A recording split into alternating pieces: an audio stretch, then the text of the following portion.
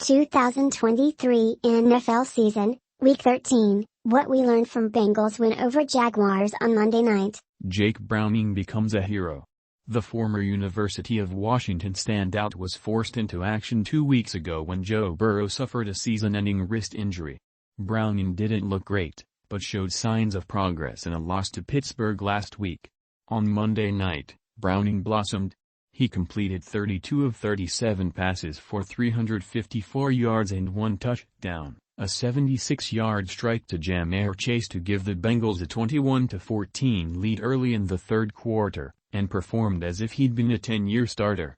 Browning operated Zac Taylor's offense remarkably efficiently, avoiding risk and delivering on-target passes to 8 different receivers on the night. He didn't trip and fall into 354 passing yards. Browning earned every one of his completions, and the Bengals' upset win, Browning's first as a starter since his days as a Husky. If anyone deserves a game ball, it's the quarterback most counted out prior to Monday night. Jaguars suffer loss, perhaps more. Jacksonville found itself in an unexpected dogfight Monday night, struggling to stop the run and failing to unsettle Browning.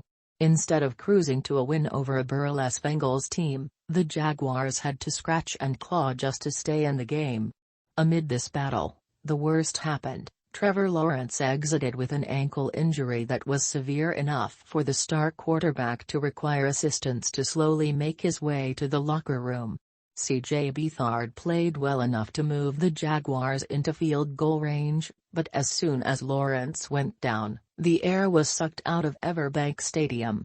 Now, as they process the sting of a primetime loss, Jags fans will be forced to wait to see how serious Lawrence's ankle sprain is, and whether they'll be dropped into a nightmare of finishing the season without their franchise quarterback. Zac Taylor schemes up a masterpiece. Taylor entered Week 13 knowing he wouldn't be able to ask Browning to trot onto the field and morph into Burrow, and he coached like it. Taylor did a fantastic job of scheming to his quarterback's strengths, emphasizing the run early to soften Jacksonville's pass rush and buy Browning time to operate. And as the run was working, the play-action pass became a viable path to success, fitting Browning's skills perfectly. Taylor frequently called for Browning to roll out of run fakes and find open targets flowing to the right, opening up a Bengals offense that most expected to trudge through the night. This balance helped build Browning's confidence and allow him to settle in, giving the Bengals opportunities to target their cast of talented receivers downfield while mixing in some punishing Joe Mixon carries. When Browning dropped a pass and lofted a strike to Chase early in the third quarter for a touchdown, it was as if Taylor inserted a skeleton key into a lock, turned it and revealed the full capability of his offense. Jacksonville was forced to frantically search for answers, and even when the Jaguars made Taylor pay for getting too cute with his play calling by intercepting a pass thrown by Tyler Boyd, the Bengals didn't fold.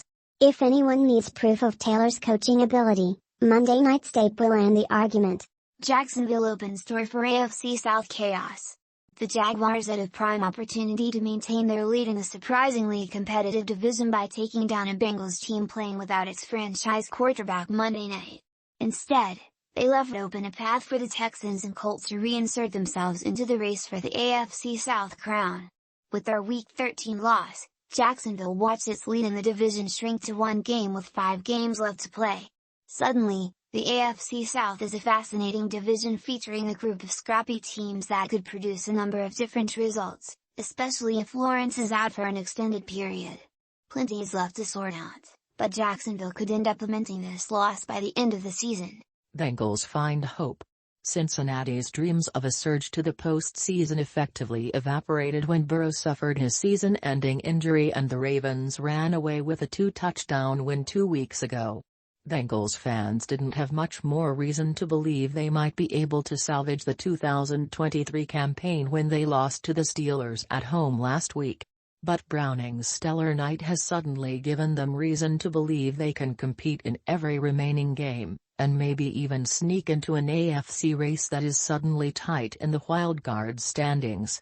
There's no guarantee Browning replicates this type of performance on a weekly basis, but all the Bengals needed was proof he could do it once. Now, they enter Week 14 brimming with confidence, which could be a dangerous reality for whoever runs into them, including a fellow wildcard contender in India.